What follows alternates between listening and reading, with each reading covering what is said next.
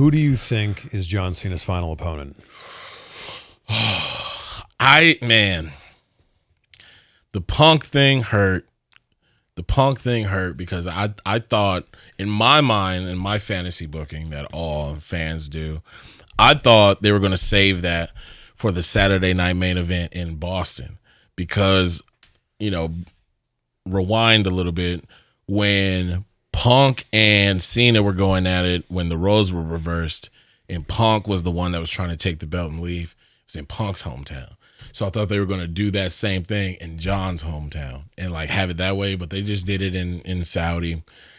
So man, I don't know, but I think if I know how John is, it's going to be somebody to pass a torch to a little bit. He's going to put somebody over as opposed to somebody who's a vet, and who's been doing it. So like a Randy or any of his past rivalries, I don't think is going to be the person. I think it's going to be someone of the new school that he's going to put over and kind of have that traditional wrestling look up at the lights for your last match. I thought for sure it was going to be Randy Orton because there's so much history there.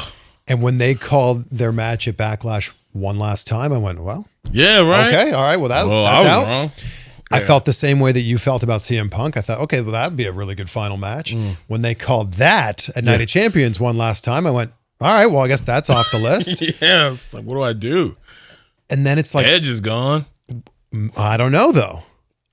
Honestly. So let's think about this one. He was on my podcast last May, and he said he had about a year and a half left on his contract. And he's like, and he was just talking about I don't know how much longer I want to wrestle for. Yeah. I'm in my 50s.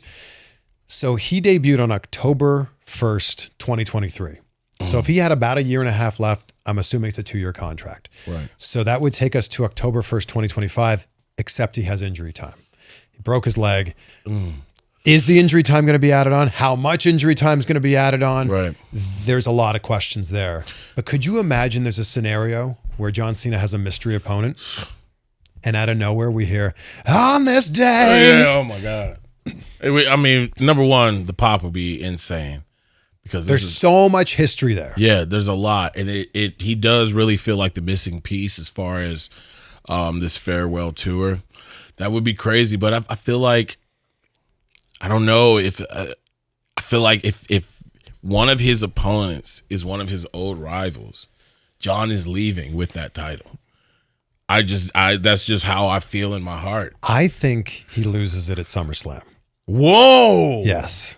Okay. Why else would they set up Cody, John Cena again for Cody to lose again to John Cena? Cody is the guy right now. True that. Why would you give him a rematch for him to lose again? Unless there's some, funny business going on it's there. Funny business, right. Man. It's always funny business. It's always, and then you got Seth looming over the whole thing. So there's always funny business. And I was one of the people who at WrestleMania, sure, I was happy because I needed payback for 40. I needed payback for 40. Because you're a Roman guy. Man, I'm a Roman guy, dude. And so just that cold Philadelphia air after you lost the title. I needed that. I wanted to be excited as everyone to see The Undertaker. But I was like, what are you even doing here? You've never even talked to Cody.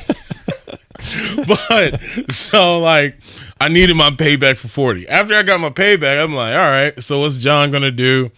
And at first I was amongst the party of just what is this? What's happening? And then I, speaking to people that are, in the works, John Cena has done so much. He is allowed to go out however he wants to go out. Whatever he wants to do. And I think that John Cena will be the one to tell you it's not up to me. Yeah. So whatever. So who knows? Whatever they want me to do, sure. Yeah.